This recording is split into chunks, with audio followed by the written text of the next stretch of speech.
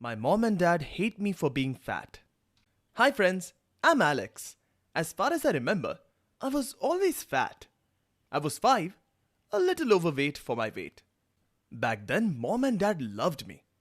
My weight was not a concern for them. But now, they always scold me for being so fat. We never wanted a fat kid. You are a disgrace to the family. And what not? I have been hearing all this for long now. It's not that I don't try to lose weight, but it's impossible for me to lose weight. I sweat in the gym for hours, and still the results are the same. What's wrong with me? Why am I like this? Look at my parents. They're so perfect. In their 50s, I think they're the fittest. And why won't they be? They own the most popular gym in the town. They also own a supplement company. And that's the reason they hate me the most.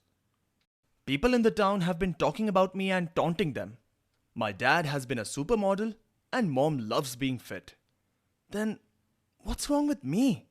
To find this out, last week mom and dad took me to another town. The doctors there conducted many tests and then we returned back. And today, hopefully the test results would be here. I hope there would be a breakthrough and I will lose weight. And again my parents would love me. As I entered the house, I heard mom and dad quarreling. My mom was yelling at the top of her voice. This is because of that bitch. She was fat. And she has caused our son to be fat too. And dad replied, we never knew about her genetic history before, Lara. Or else we wouldn't have hired her. I wanted to know whom they were talking about. And what was the matter. So, I slung open the door and asked, what's all this? What are you two hiding? Seeing me, mom and dad's face turned pale. Dad walked to me and said, stay away from this. Stay away? From a matter that concerns my plight? I was so restless. You need to tell me the truth right away. You're hiding something from me. And who are you talking about? God damn, speak up! There was a moment of silence and mom started crying. She said, you're my son, and you will always be mine. And she sat on the sofa. Dad gestured me to come close. He started. It was almost 10 years for our marriage. Lara had multiple miscarriages, and we wanted a child for long. So we decided to surrogate. What? I was born through a surrogate mother? I never knew this. Dad continued that they chose a fat surrogate mother for me because the doctors suggested that fat mothers deliver healthy babies. Her name was Ruby. Dad even showed me her picture, and then I realized that I look similar to Ruby. In surrogacy, the sperms and eggs belong to my parents. Then, how come I resemble my surrogate mother? Last week, multiple tests were conducted on DNA, and DNA reports suggest that I had my parents' DNA only 66%. Rest 34 is unknown. And now I realized why I was not like my parents. Dad said he talked with the doctor then and learned that Ruby had a rare genetic condition which inhibits her to lose weight. But in surrogacy, there is only 1% chance of surrogate mother's DNA affecting the baby. And I belong to that 1%. I asked Dad, where is she now? And Dad replied, Texas. I wanted to meet her because somewhere we were related. I begged, Dad, can I please meet her once? Please, please. Dad agreed. I then flew to Texas. A guide took me to the city hospital. My surrogate mother Ruby was hospitalized. I walked into her room and saw a huge lady. She must have been some 300 pounds. She was lying on the bed. She looked closely at me and asked, hello, do I know you? And I nodded a no. She continued, oh, anyways, there is no one who comes to meet me. I don't have any family or friends. I am just waiting for God to pick me up. I was shocked to hear this. Later, I talked to the nurse and she revealed that Ruby is in the hospital for the last 4 years and no one ever came to visit her. I then walked to the lady. I showed her the pictures of my mom and dad. She instantly recognized them. So, I gave you birth. That's so good you came to visit me. She hugged me, kissed me as if I was her son. There was some connection between us. I don't know why. but I liked her. Ruby was very happy to see me, and even I was. I called Dad and told him everything. Oh, poor Ruby, Dad replied. And then I asked Dad, Dad, can we shift Ruby to our city? But why? He asked, and I replied, she might not live long, and I want to visit her often. Okay, I will talk to the doctors, Dad replied. I spent some more time with Ruby and then took a flight back. My mom was tensed, and I hugged her and said, I love you, Mom. All her worries instantly faded. A week back, Ruby was shifted to our city hospital, and since then, we visited her often. She likes me a lot, and I like her too. Mom and Dad are no longer ashamed of me being fat, as they learned the real reason behind it. And now, they have accepted me the way I am. I still have to go to the gym every day to keep myself fit. But now, I have no regrets of not losing weight. I am happy. If you liked my story, do subscribe the channel for more such. Married a rich girl. We were together since school. This is my rich wife, Susie, and I am Nick. We studied in the same school, graduated from the same college, and were always together. Susie belongs to a very rich and affluent family, whereas my dad was a mere clerk. Initially, we were just friends, but soon we fell in love. We are dating each other since high school. I am a singer, and Susie was my biggest fan.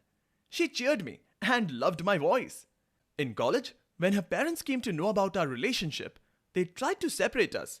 I remember her father kidnapped me, only to offer me money to leave her daughter. But I refused all his offers, and Susie began loving me even more. After dating for almost 5 years, I finally proposed Susie with the least expensive ring. But that ring meant everything for her. She hugged me, kissed me. That was one of the best moments in my life. Even after her family resisted our marriage, we finally got married in a chapel. Our wedding day was amazing. All our school and college friends gathered to wish us. Susie was on top of the moon. After our marriage, Susie's parents reconciled. They gifted us a big mansion and also made me one of the board of directors in their company. Susie was their only child, and they loved her a lot. Everything was going super awesome. Our married life was great too. 2 years later, Susie gave birth to a handsome baby boy. We named him Hank. We both loved him a lot. But then, Susie also wanted to continue with her career. She wanted to launch her luxury interior company soon. I decided to support her and take care of Hank. But then, I also had to go to office, and things were getting difficult. When one day, my mother-in-law suggested that we should hire a babysitter for Hank. The idea seemed right to both of us. My mother-in-law found a babysitter soon, and she began to babysit little Hank in daytime. Every day around 10, I used to leave Hank with Tina, and usually return home at 5 in the evening. Tina took good care of Hank, and even Hank seemed to be fond of Tina. Susie was now living a balanced life. She was able to concentrate on her career as well as family. We were the happiest. But all of a sudden, something changed. Tina's behavior began to change. She started flirting with me and also began wearing revealing clothes. It was odd, but I ignored her. I thought maybe it's just a phase and she would understand that I wasn't interested in her. But then she took a step ahead. One day when I returned home, I found her in lingerie. She was hot, no doubt, but God knows why she was trying to tempt me. I knew this was wrong, and now I clearly need to talk to her. So, I walked to her and said, "Listen, Tina, whatever is in your mind is wrong. I am not interested in you. I love my wife." To which she replied, "Oh really? You really love that fat woman? She is not perfect for you. Look at yourself. You are such a hunk. You deserve better, Nick." I understood that it was a waste to explain it to Tina, so I went straight into my room. I decided that I would ask Susie to change the babysitter. So, when Susie returned home, I told her that Tina's behavior is getting odd, and I want you to replace her. At first, Susie was shocked, but then She remained silent as if she understood. But then, when she went to the bathroom, she came back screaming. "What's this, Nick? You have been cheating on my back?" Susie was holding a used condom and a bra. I was shocked. I was not guilty, but now I was trapped. I tried to explain it to Susie, but she didn't want to listen to anything. Soon she called Tina and my mother-in-law home. She asked Tina about me, and Tina lied that I was having an extramarital affair with her. Susie was furious. She screamed at the top of her voice, and her mother supported her. She added, "I told you not to marry this poor guy. He was with you for your money. Now see with your own eyes." Susie was crying. I tried to tell her that she and my son was everything for me, but nothing was making sense to her then. She threw me out of the house, and then I saw the evil smile on my mother-in-law's face and immediately understood that it was all her plan. She never liked me and did not want me to be with Susie. But now, we had a son, and I wanted my son. My mother-in-law made sure that no one gave me any job so that I wouldn't get the custody for my son. I was on the streets, homeless. Months passed. I couldn't see Hank and Susie. I did not want to live. There was nothing in my life without Susie and Hank. One night, I was walking on an empty street when all of a sudden, I saw a speeding car crashing with a wall. The horn kept honking, and I knew the driver was badly injured. I rushed to save the driver only to find it was Tina. But now, she needed me. I took her to the hospital and her treatment began. 2 days later, Tina gained consciousness and realized that I was the one who saved her.